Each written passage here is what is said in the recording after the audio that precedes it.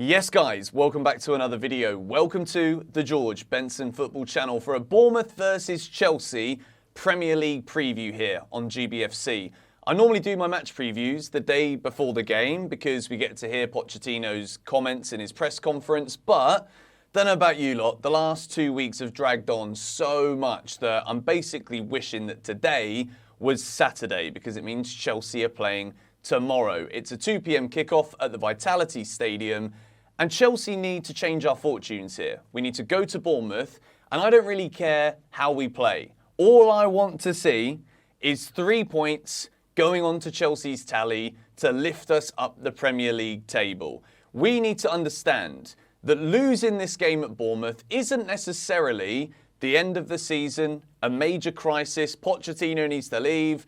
It is simply a case of, well, all right, we have to taper our expectations early so that this season doesn't become that bubble of just negative energy and disappointment, really, from last season. It got aggressive at times last year because we didn't really know who to blame. Football, the way that it works, we're always looking for somewhere to put that angst that we feel inside, whether that's a manager, an individual player, the football club, the board, whatever it may be. We don't want to be getting into that position again. So away at Bournemouth on Sunday, I don't care how we do it, we just need to win the bloody football match and get ourselves 3 points. With everything that I've said about why Chelsea statistically, when it comes to like everything but the points and putting the ball in the net, we're looking really good. There are definite improvements under Pochettino.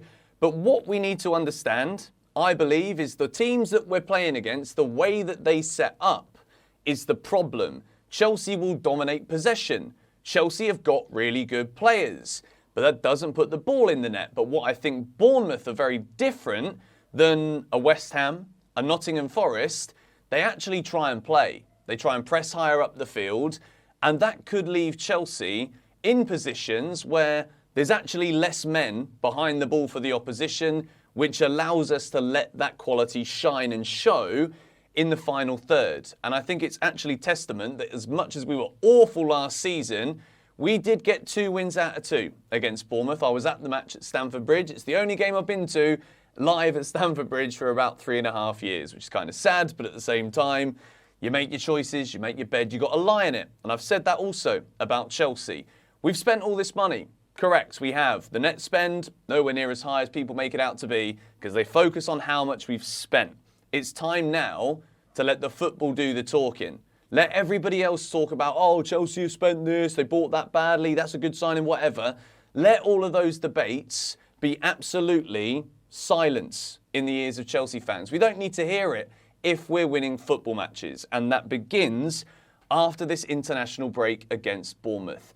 Pochettino has had 2 weeks here. Yes, the players are on international duty. We're a big club. The majority of players that will be playing in the first team are going to be off all different corners of the flipping world.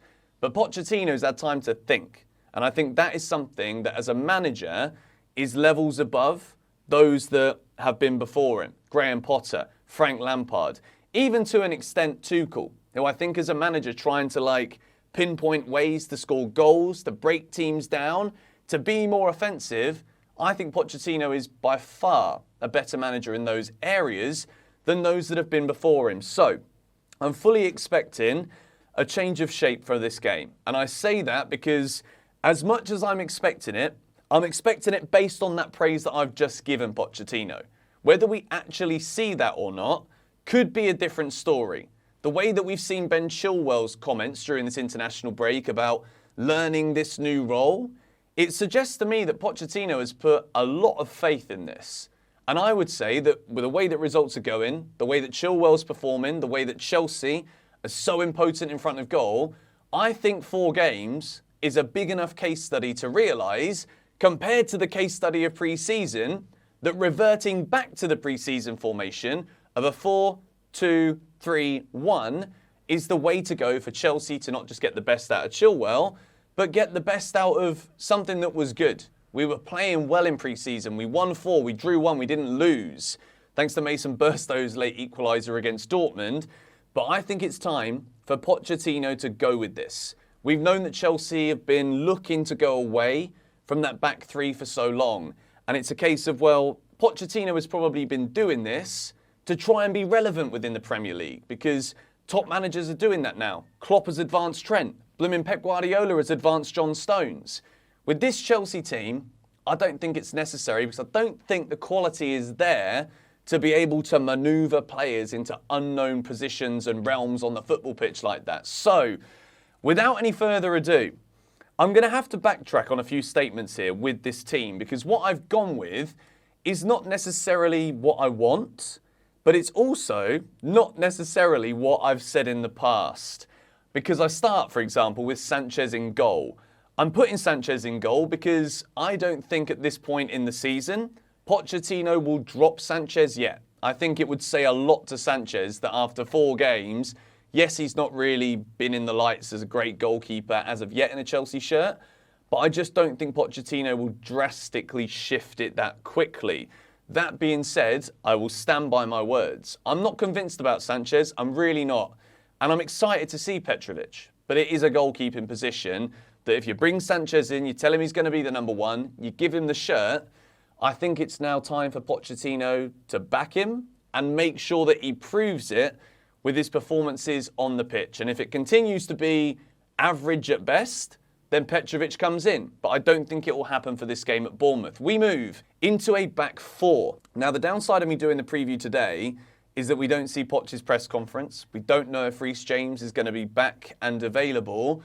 But I would say, even if Reece James is fit and available for selection, Malo Gusto continues at right back for me, alongside Thiago Silva, Levi Colwill, and also, who have I got here? Ben Chilwell at left back. Please put Benjamin bloody Chilwell in his natural position, and with the way that Bournemouth get forward, there will be spaces around the back for Chilwell to exploit and showcase the attacking talent that we have seen him showcase many times for Chelsea Football Club.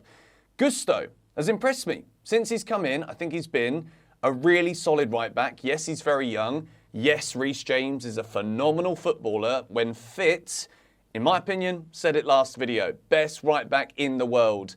But I would put Gusto in there and I wouldn't risk rushing Reece James back. I think, and this is again just a prediction, Reece is going to get injured again. And I'm only saying that based on all of the things we've seen building up to the last injury. I wouldn't be surprised if he gets injured again. So ease him back in gently. Unless he's 100% fit and ready to go, Gusto plays, in my opinion, to protect Reece James. We move into a midfield pivot that we've not seen start yet for us, but it's got to come at some point. Caicedo and Enzo. Caicedo's had a slow start. Enzo's been fantastic on the whole so far this season. And these two together have the potential to be huge for Chelsea Football Club. It could be massive to get these two building a partnership, building a relationship in the middle of the park. Romeo Lavia is going to be out for 6 bloody weeks, so we're not going to be able to see him. So I think it's now time to build this Caicedo-Enzo partnership. I think Gallagher's been good, but he didn't really, once again, in the game against Forest, no one shone. So I think now could be the time to drop Gallagher out and see that Caicedo-Enzo partnership. They've both been on international duty, both been playing well. Enzo scored for Argentina in their win at 13,000 feet above sea level in Bolivia. I think Argentina won 3-0. So that's my midfield, and we move into a front 4. And I've been umming and ahhing about this one because I really think Mudryk should start. But that is only because I'm singling him out with the way that I think he's going to improve, and that is by playing. However, I also don't think he deserves to start over Noni Madueke, who I actually think has been really bright when he's come on.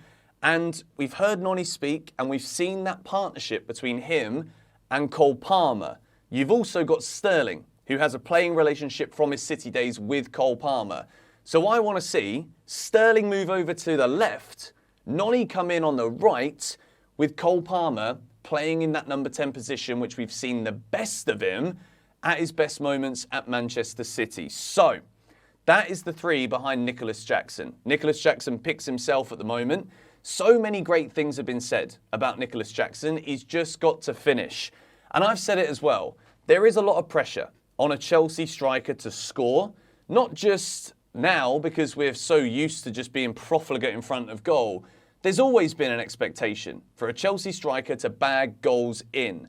We look back on the last 20 years, Drogba, Costa, those have been the best. You've had Anelka, you had goals from your Joe Coles, your Maloudas, your Robbins years ago, your Hazards, your Williams. We've got to remember that Jackson is still young, coming into the Prem, but he does not have the time to be fluffing 80% of his chances. So I think it's so important that he gets a goal here. I really do. I'm concerned about this game going into it. I'm not going to lie.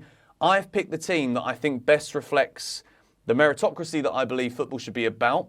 I also think there is enough dynamism here and enough pace, players that want to drive at the Bournemouth defence. You've got your Maduekes who love to cut in on that left foot, come inside when Bournemouth maybe press up a little bit. I think it could be a really, really exciting front four. I'm just not entirely sure about Chelsea's attitude right now. How much do we want it? We hear the players in interviews saying how they're really determined to sort out the form, to sort out the way that we've been playing, the way that we've not been scoring. Will it happen though? That's the big question. My score prediction, I think this is going to be a really tough game. I think Bournemouth have had some hard matches so far this season. Couple of good results, couple of bad ones. The Liverpool one I watched really closely. I thought they played really well. I think we win. And that is maybe more hope than actual realism. I think we're going to win 2-1. I don't think it's going to be straightforward whatsoever. But I think maybe the way that Chelsea have been playing, the style matchup against Bournemouth might suit us more than a team that just constantly sits back and packs the goal like your West Hams and your Nottingham Forest, who we've already lost to lose 50% of our Premier League games so far this season. So let me know your Chelsea 11s. Let me know your score predictions in the comments down below. And I've uploaded this one early because I'm just itching for us to play again. I'm telling you now. If you didn't see in the last video, I told you guys to make sure you check out my Telegram. Link in the top of the description. We're going to be giving away a lot of money in an upcoming live stream. And if you're not following the Telegram channel, you won't be able to win it. So make sure you're following. Link at the top of the description. Subscribe if you are new. Hit the like if you're excited for Chelsea's return. Come on, you Blues.